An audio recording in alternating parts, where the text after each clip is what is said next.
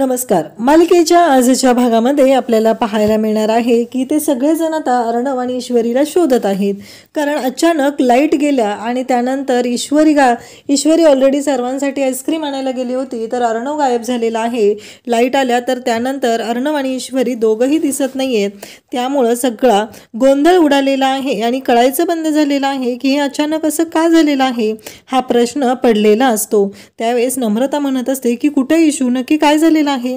तेव्हा मात्र आता लावण्या तोंड सुरू करते, कारण हा सगळा प्लॅन लावण्याचा असतो आणि लावण्यानेच अर्णव आणि ईश्वरीला गायब करण्याचं ठरवलेलं असतं आणि त्याच पद्धतीने आणि आता तिने पुढचा प्लॅन सुरू केलेला असतो. ती म्हणत असते की त्या ईश्वरीनेच हा सगळा गोंधळ घातला आहे, कारण ARचं कसं आहे आपल्याला माहिती आहे ना, AR किती रिस्ट्रिक्टेड आहे, तो कसा असतो त्याबद्दलच्या सगळ्या गोष्टी आपल्याला माहिती आहेत. आणि आज हे जे काही घडत आहे हे सगळं त्या ईश्वरीमुळे घडत आहे. अगदी याची सुरुवात झालेली आहे ते इंदोर पासून झालेली आहे. इंदोरमध्ये आपण जो फॅशन शो घेतलेला तेव्हापासून झालेली आहे आणि तेव्हा या मुलीने पहिल्यांदा गोंधळ घालायला सुरुवात केलेली होती. तेव्हाच तिने ARला तिथे अडकवलेलं होतं आणि हे सगळं तिने ARला अडकवण्यासाठी करत आहे. या सगळ्याला तिने ARला जबाबदार धरलेला आहे. ARची तिने वाट लावण्याचा प्रयत्न केलेला आहे. हे सगळं बोलणं सुरू झालेलं असतं आणि इकडे नम्रता म्हणत असते, नाही हो, माझी बहीण तशी नाहीये, तुम्ही विचार करताय ना तसं अजिबात नाहीये, तुम्ही चुकीच्या पद्धतीने विचार करताय, असं इकडे नम्रता म्हणत असते. आणि तेव्हा मात्र तिला सगळेजण म्हणत असतात की नाही, काही झालं तरीही ईश्वरीने जो काही गोंधळ घातलेला आहे तो आम्हाला माहिती आहे, ईश्वरी कशी आहे असं सगळ्यांचं म्हणणं असतं. आणि त्याचसोबतच ईश्वरीच्या बाबतीत हे सगळं बोललं जात असतं. तेव्हा नम्रता म्हणत असते की नाही, कारण नम्रताला माहिती असतं की तिची इशू कशी आहे, किती प्रामाणिक आहे, या सर्व गोष्टी तिला माहिती असतात आणि म्हणून तर तिने म्हणत असते की नाही, इशू असा विचार कधीही करणार नाही, इशूने आजपर्यंत असं कधीच केलेलं नाही.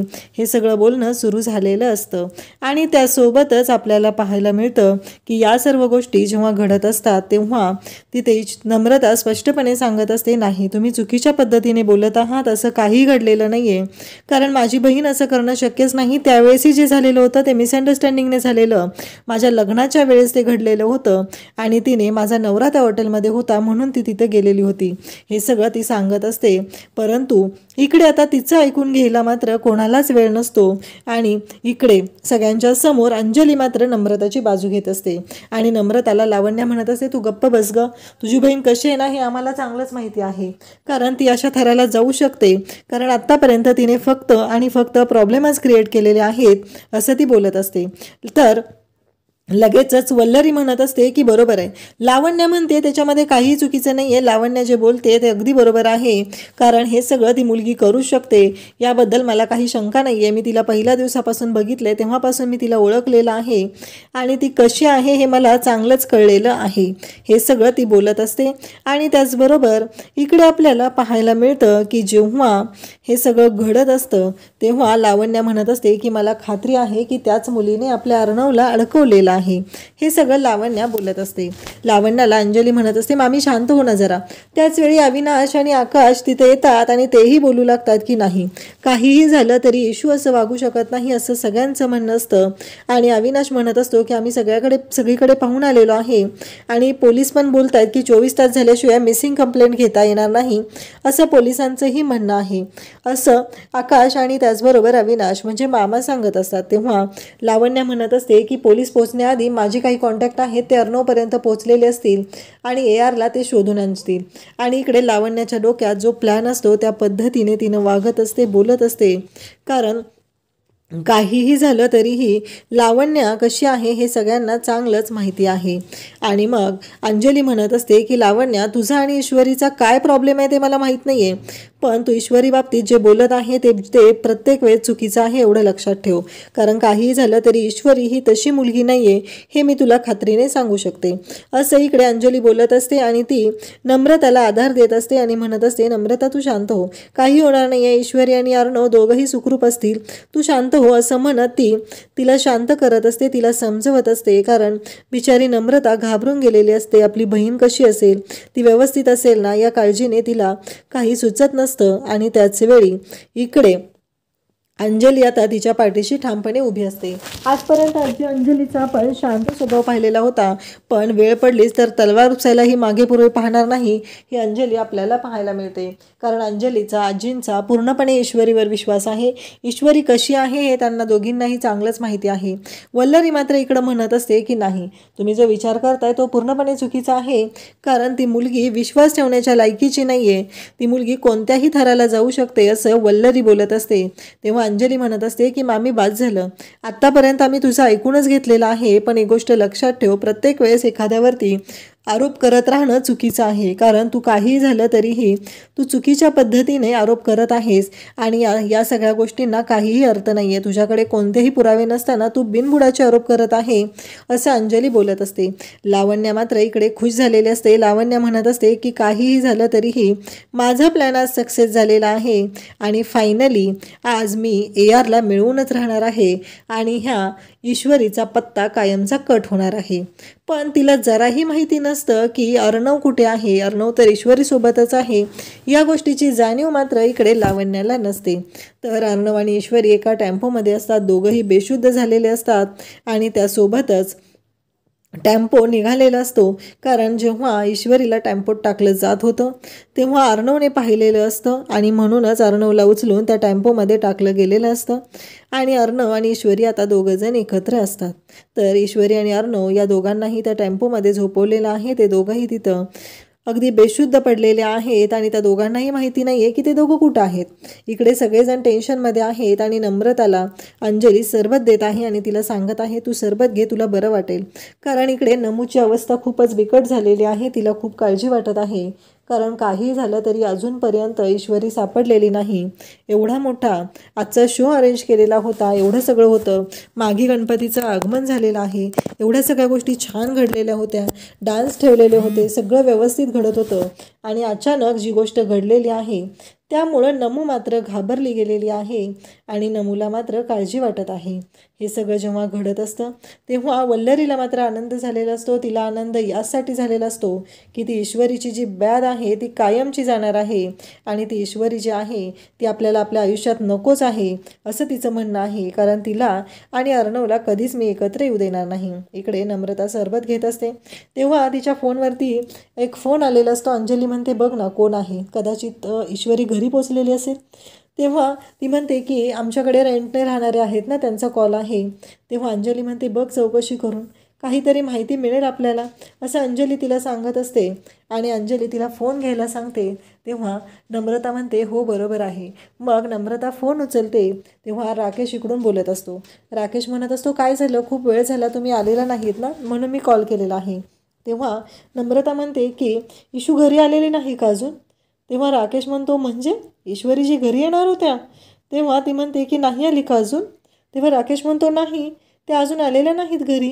तेव्हा राकेशला ती म्हणते की अहो एक प्रॉब्लेम झाला आहे, इथे ना लाईट गेल्या आणि त्यानंतर इशू आईस्क्रीम आणायला बाहेर गेलेली होती पण इशू आत आलीच नाही पुन्हा आणि त्याचबरोबर तिचे जे बॉस आहेत ना ते पण इथे सापडत नाही आहेत. हे सगळं ती सांगत असते. तेव्हा राकेश म्हणतो काय सांगताय, नक्की काय झालेलं आहे. तेव्हा ती सांगते की हो अशाच पद्धतीने गोष्टी इथे घडलेल्या होत्या हे ती सांगत असते. आणि तेव्हा मात्र राकेशला आता टेन्शन आलेलं असतं कारण पुन्हा एकदा अर्णव आणि ईश्वरी दोघंही गायब झालेले आहेत. ही गोष्ट मात्र राकेशला अजिबात आवडलेली नसते. राकेशचं असं म्हणणं असतं मी याला प्रत्येक वेळेस बाजूला ठेवण्याचा प्रयत्न करत आहे कारण ईश्वरी फक्त आणि फक्त माझी आहे आणि हा अर्णव प्रत्येक वेळेस मध्ये येतोय. या ईश्वरीला मी इंदोरपासून माझ्या ताब्यात घेण्याचा प्रयत्न करतोय पण हा अर्णव येऊन सगळा माझा प्लॅन फ्लॉप करतोय. हे सगळं राकेशचं बोलणं चालू असतं. राकेश म्हणत असतो की काहीही झालं तरीही ईश्वरी ही माझी आहे आणि ती फक्त आणि फक्त माझीच राहणार आहे. त्यामुळं ईश्वरीला मी माझ्यापासून दूर होऊ देणार नाही असं राकेश बोलत असतो. आणि त्यासोबतच इकडे आपल्याला पाहायला मिळतं नम्रता टेन्शनमध्ये आहे, अंजली टेन्शनमध्ये आहे. त्यांना कळत नाही आहे की आता नक्की करायचं काय आहे, कारण या सगळ्यातून मार्ग कसा काढायचा आहे. नम्रता मात्र रडत असते कारण इशू अजूनही घरी आलेली नाही असं तिनं सांगत असते. कारण इशू आत्तापर्यंत घरी पोचायला हवी होती पण ती काही अजूनही घरी पोचलेली नाही. नक्की इशू कुठे गेली असेल हा प्रश्न पडलेला असतो. आणि लावण्या म्हणत असते की फायनली माझा प्लॅन आज सक्सेस झालेला आहे आणि मी जो प्लॅन केला होता त्या पद्धतीनं सर्व गोष्टी घडलेल्या आहेत आणि आज काहीही झालं तरीही मी जे ठरवलेलं होतं त्याच पद्धतीनं सगळं घडत आहे. आणि आता काहीही झालं तरी या सगळ्यातून बाहेर पडण्यासाठी ईश्वरी आणि अर्णवला मार्ग काढावा लागणार असतो. आणि ईश्वरी अर्णव कोणत्या परिस्थितीत आहेत हे इथे कोणालाच माहिती नसतं. लावण्या म्हणत असते की काहीही झालं तरीही मी लवकरच या सगळ्यातून मार्ग काढेल आणि या लवकरच या सगळ्यातून अर्णवला म्हणजे ARला शोधून आणेल असं तिचं म्हणणं असतं. परंतु ज्या गोष्टी घडत असतात त्या इतक्या विचित्र असतात की हे सगळेजण टेन्शनमध्ये इथं आहेत. त्यांना माहितीच नाही आहे की त्यांच्या बाबतीत काय घडलेलं आहे. आणि जेव्हा या सगळ्यांना कळणार की अर्णव आणि ईश्वरी इतक्या मोठ्या संकटाशी सामना करत आहेत तेव्हा मात्र सगळ्यांच्या पायाखालची जमीन सरकणार. दुसरा दिवस उगवलेला असतो तरीही अर्णव ईश्वरीचा पत्ता लागलेला नसतो. तर त्या लोकांनी अर्णव आणि ईश्वरीला बोटीमध्ये आणून सोडलेलं असतं आणि ते म्हणत असतात की हे पोरगं कोण आहे काय माहीत नाही आहे, पण त्याने आपल्याला ह्या पोरीला किडनॅप करताना टॅम्पोत टाकताना याने आपल्याला पकडलेलं आहे, याने आपल्याला पाहिलेलं आहे. त्यामुळं काहीही झालं तरीही याला पण आपण संपून टाकायचं आहे. चला ही बोट देऊया सोडून आपण, असं म्हणत त्या बोटीवरती ते उभे असतात. दुसऱ्या बोटीने ती बोट बांधलेली असते आणि आता हे सगळेजण या बोटीतून निघत असतात आणि म्हणत असतात की तो दोर आहे तो सोड आणि ही बोट देऊया आपण सोडून, कारण आपल्याला काही करून यांना संपवायचं आहे. आणि तो मुलगा तोही तिच्याबरोबर गेला तरी काही प्रॉब्लेम नाही आहे असं यांचं ठरलेलं असतं. म्हणजे लावण्याने सुपारी दिलेली असते ईश्वरीला किडनॅप करण्याची आणि नेमका अर्णव बाहेर गेलेला असतो आणि अर्णवने पाहिलेलं असतं. त्यामुळं त्या लोकांनी अर्णवला पण उचललेलं असतं आणि अर्णवला पण ताब्यात घेतलेलं असतं. जेव्हा अर्णवही या लोकांच्या ताब्यात आलेला असतो तेव्हा मात्र गोष्टी खूपच भयानक पद्धतीने घडत असतात. कारण याचा विचारही कोणी केलेला नव्हता. कारण लावण्याने अशा पद्धतीने डाव रचला असेल हे स्वप्नातही कोणाला वाटलं नव्हतं. अर्णव आणि ईश्वरी दोघंही त्या बोटीमध्ये आहेत. त्यांच्यापुढे आता खूप मोठा प्रश्न आहे की या सगळ्यातून बाहेर कसं पडायचं हे त्यांना कळत नाही आहे. आणि त्यासोबतच त्यांना खूप मोठ्या संकटांना सामना करावा लागणार आहे. आणि इकडे घरी मात्र सगळेजण टेन्शनमध्ये आहेत. अंजली म्हणत असते की मला कळतच नाही आहे की आजी नक्की काय झालं अचानक. म्हणजे लाईट्स गेल्या, अर्णव गायब झाला आणि त्याचबरोबर ईश्वरी आईस्क्रीम आणायला ऑलरेडी गेलेली होती, ईश्वरी पण आली नाही आहे. मला ना कळतच नाही, मला सुचत नाही आहे की हे सगळं कशा पद्धतीनं घडलेलं आहे. आणि आता साळसूतपणाचा आणलेला राकेश तिथं पोचलेला असतो आणि तो म्हणत असतो की हो मी मामांशी बोललो आहे, पण हे सगळं कसं झालं. आणि ती काय मुलगी, तिचं नाव काय बोलला तुम्ही? ईश्वरी, बरोबर. त्या दिवशी अर्णवने तिचा जीव वाचवला होता, तीच ना ती. तेव्हा इकडे अंजली सांगत असते की हो. तेव्हा तो म्हणत असतो मला ना त्या मुलीबद्दलच डाऊट वाटत आहे, कदाचित त्या मुलीनेच काही आपल्या अर्णवला केलं असेल तर. तेव्हा अंजली आणि आजी म्हणत असतात की नाही, असं काही घडलेलं नाही आहे, कारण तुम्ही वेगळा विचार करताय असं ती सांगत असते. आणि त्याचबरोबर अर्णव मात्र इकडे म्हणत असतो की काही झालं तरीही या सर्व गोष्टी ज्या घडत असतात त्या खूपच भयानक अशा असतात. आणि त्यासोबतच आपल्याला पाहायला मिळतं की अर्णव, अंजली सर्वजण कुठे आहेत हा प्रश्न आजीला पडलेला असतो. आणि आजी इकडे म्हणत असते मला काय वाटते माहिती आहे का, की काल जी मुलगी बाप्पाचं आगमन आपल्या ऑफिसमध्ये करू शकते, जी मुलगी अर्णवला एवढं बदलवत आहे, त्यामुळं मी बाप्पाकडे विनंती केलेली होती की त्या दोघांना एकत्र आण. अर्णवमध्ये जर एवढा बदल होत असेल त्या मुलीमुळं तर आपल्याला त्यांना एकत्र आणणं गरजेचं आहे. हे सगळं पाहायला मिळतं. कारण तिला वाटत असतं, आजीला वाटत असतं की अर्णव आणि त्याचबरोबर ईश्वरीने एकत्र आलं पाहिजे, म्हणून आजीने बाप्पाकडे ही मागणं मागितलेलं असतं. आणि आजीचं असं म्हणणं आहे की बाप्पानेच त्या दोघांना एकत्र आणलं असेल, कदाचित बाप्पाच्या मनातच असेल म्हणून ते दोघं एकत्र आलेले आहेत असं आजीला वाटत आहे. आणि आजी त्याच गोष्टीचा विचार करत आहे. त्याचबरोबर आजी म्हणत आहे की माझं मागणं देवाने मान्य केलेलं आहे. मी बाप्पाकडे मागितलेलं होतं की ते दोघं एकत्र आले पाहिजे, कारण माझ्या डोक्यात असा विचार आहे की त्या दोघांचा सुखी संसार मला पाहायचा आहे. कारण मी ईश्वरीला अर्णवसाठी सिलेक्ट केलेलं आहे, पसंत केलेलं आहे असं तिचं म्हणणं असतं. कारण काहीही झालं तरीही ईश्वरी ही खूप गुणी मुलगी आहे आणि तिच्यामुळं अर्णवमध्ये हा सगळा बदल होत आहे. आणि त्यामुळंच मला असं वाटत आहे, म्हणून मी बाप्पाला ते मागणं मागितलेलं आहे. आणि त्यामुळं मला असं वाटतंय की माझी इच्छा लवकरच बाप्पा पूर्ण करणार आहे. आजीची ही वेडी आशा असते, तिला असं वाटत आहे की तिच्यामुळंच अर्णव ईश्वरी एकत्र आहेत. पण खरं आहे, कारण ईश्वरीला एकटीला किडनॅप करायचं होतं, पण अर्णव अचानक गायब झाल्यामुळं अर्णव हा ईश्वरीच्या मदतीला धावून गेलेला आहे आणि अर्णव आणि ईश्वरी खरंच आजीच्या या प्रार्थनेमुळेच एकत्र आलेले आहेत. त्याचवेळी अविनाश आणि आकाश तिथं आलेले असतात आणि आकाश म्हणत असतो की पोलिसांना सगळं सांगितलेलं आहे. पोलिसांचं असं म्हणणं आहे की जोपर्यंत इन्व्हेस्टिगेशन चालू आहे तोपर्यंत आपण सांगू शकत नाही की काय होणार आहे, कशा पद्धतीने गोष्टी घडणार आहेत. तेव्हा राकेश म्हणत असतो की काळजी करू नका, आपल्या अर्णवला काहीही झालेलं नसेल असं राकेशचं म्हणणं आहे. तेव्हा आजी म्हणत असतात की दोन्ही मुलं सुखरूप असली पाहिजेत, त्यांना काही व्हायला नको आहे असं आजींचं म्हणणं आहे. कारण माझी लेकरं आहेत ती, त्यांच्यावर कोणतंही संकट यायला नको आहे. पण हा साळसूतपणाचा आवडलेला राकेश मात्र त्याच्या पुढे जाऊन पुढचं कारस्थान करायला तो सज्ज झालेला असतो. कारण त्याला ही गोष्ट अजिबात पटलेली नसते की अर्णव आणि ईश्वरी एकत्र येत आहेत. कारण त्याला असं वाटत असतं की काही झालं तरीही ईश्वरी फक्त आणि फक्त माझी आहे, तिच्यावर फक्त आणि फक्त माझा हक्क आहे. इकडे अर्णव आणि ईश्वरी त्या बोटीमध्ये असतात आणि ईश्वरी शुद्धीवर येते. तिला ना कळायचंच बंद झालेलं असतं कारण तिच्या चारी बाजूला पाणी असतं. ती म्हणत असते मी इथं कुठं आलेली आहे, मी इथं कशी पोचले, हा प्रश्न तिला पडलेला असतो. तिला सुचायचं बंद झालेलं असतं की काही झालं तरीही आपण अशा ठिकाणी कसं आलेलो आहोत. आणि त्याचवेळी अर्णव ही शुद्धीवर येतो. अर्णव ही शुद्धीवर आलेला असतो, तोही पाहतो त्याच्या चारी बाजूला पाणी असतं. त्यालाही सुचायचं बंद होतं की तो विचार करू लागतो की मी ते. आणि त्यानंतर दोघं जण एकमेकांकडे पाहतात तेव्हा त्यांच्या लक्षात येतं की हे दोघं जण एकत्र इथं आहेत. त्यावेळेस अर्णव अंजलीला म्हणतो तू इथे, बरोबर आहे, तू जेव्हापासून माझ्या आयुष्यात येत आहेस ना तेव्हापासून माझ्या आयुष्यात असेच प्रॉब्लेम क्रिएट झालेले आहेत. हे सगळं अर्णव बोलत असतो. तेव्हा ईश्वरी म्हणत असते तुमच्यामुळे झाले हे सगळं, तुम्ही माझ्यापासून आयुष्यात आलाय ना तेव्हापासून माझ्या आयुष्यात नुसते प्रॉब्लेमच क्रिएट झालेले आहेत आणि हे सगळं जे घडतंय ते फक्त आणि फक्त तुमच्यामुळं घडतंय असं ईश्वरी इकडे अर्णवला बोलत असते. आता एवढं मोठं संकट आहे, या सगळ्या संकटातून आपण बाहेर कसं पडायचं याचा विचार न करता हे दोघंजण मात्र भांडत सुटलेले असतात. कारण त्यांच्या लक्षातही येत नसतं की आपण ज्या पद्धतीने भांडत आहोत त्याचा काहीही उपयोग होणार नाही, आपण याच्यामध्ये पुरते अडकलो गेलेलो आहोत, हेही त्यांच्या दोघांच्या लक्षात आलेलं नसतं. हे दोघंजण मात्र भांडत असतात आणि त्याचवेळी अर्णव तिला म्हणत असतो चूप, एकदम चूप राहायचं, हे सगळं जे काही घडलेलं आहे ना हे फक्त आणि फक्त तुझ्यामुळं घडलेलं आहे, या सगळ्याला फक्त आणि फक्त तू जबाबदार आहे.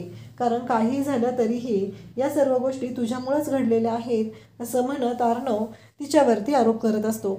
ईश्वरी म्हणत असते म्हणजे तुम्ही इथे कसे आलेला आहात, आत्ता मला लक्षात आलेलं आहे की तुम्ही फडतूतचंद आहात, एवढे वाईट आहात, पण इतक्या खालच्या थराला जाल असं मला स्वप्नातही वाटलं नव्हतं. पण आज माझी खात्री पटलेली आहे की तुम्ही कोणत्या थराला जाऊ शकता असं ईश्वरी अर्णवला बोलत असते. अर्णव म्हणत असतो काय बोलतेस, तुला कळतंय का. तेव्हा ईश्वरी म्हणत असते हो मला कळतात सगळ्या गोष्टी, मी काय बोलते काय करते हे मला सगळं कळतंय, परंतु तुम्हाला लक्षात येते का, कारण तुम्हाला मी जबरदस्तीने पूजा करायला लावली म्हणून तुम्ही मला असं किडनॅप करून इथं आणलेलं आहे. तेव्हा अर्णव म्हणतो की तुला माहिती आहे का माझा मिलियनचा बिझनेस आहे, मी मिलेनियर आहे आणि असल्या फालतू गोष्टी करण्यामध्ये मला अजिबात इंटरेस्ट नाही, मी असं काहीही केलेलं नाही असं अर्णव तिला स्पष्टपणे सांगत असतो. ईश्वरी मात्र म्हणत असते की मला माहिती आहे हे सगळं तुम्हीच केलेलं आहे. आणि त्यानंतर उद्याच्या भागामध्ये आपल्याला पाहायला मिळतं की अर्णव म्हणत असतो की तू मुलगी कधीच सुधारणार नाही, तुझ्यामुळं माझ्या आयुष्यात हे सगळे प्रॉब्लेम क्रिएट होत आहेत असं म्हणत तो ईश्वरीवरती आरोपावर आरोप करत असतो. आणि त्याचवेळी मागून मास्क लावलेली एक व्यक्ती आलेली आहे, ती म्हणजे राकेश आलेला आहे. आणि राकेशने अर्णवच्या डोक्यामध्ये बांबूने वार केलेला आहे आणि तिथे जंगलामध्ये राकेशने ईश्वरीला पकडलेला आहे. कारण त्याला काहीही करून ईश्वरीला स्वतःच्या ताब्यात घ्यायचं आहे, ईश्वरीला स्वतःचं बनवायचं आहे आणि म्हणून त्याने ईश्वरीवरती जबरदस्ती करायला सुरुवात केलेली आहे. बिचारी ईश्वरी ओरडत आहे, आपला जीव वाचवण्यासाठी, आपली इज्जत वाचवण्यासाठी ओरडत आहे, अर्णवच्या नावाने ओरडत आहे, अर्णवला आवाज देत आहे. तिकडे अर्णव बेशुद्ध पडलेला असतो. अर्णव ईश्वरीची इज्जत वाचवण्यासाठी जागा होतो आणि तो ईश्वरीला वाचवण्यासाठी धावून येतो आणि त्या राकेशला तो पकडतो. राकेशला त्याने पकडून ठेवलेला आहे आणि राकेशच्या तोंडावरचा तो मास्क काढत आहे. एकदा का राकेशच्या तोंडावरचा मास्क निघाला की सत्य समोर येणार असतं की राकेशने काय केलेलं आहे. आणि राकेशचा मास्क निघाला की अर्णवला कळणार असतं त्याचा लाडका जिजू कोणत्या थराला जाऊ शकतो, किती नालायक माणूस आहे हे अर्णवच्या लक्षात येणार असतं. पण अर्णवने स्वतःच्या जीवाची पर्वा न करता ईश्वरीचा जीव तर वाचवलेला आहे, पण त्याचबरोबर ईश्वरीची इज्जतही वाचवलेली आहे. आता राकेश आणखी काय चाल खेळणार आणि तिथून कसा पळून जाणार हे आपल्याला पुढे पाहायला मिळेल. अशाच अपडेटसाठी चॅनलला सबस्क्राईब करा. थँक्यू.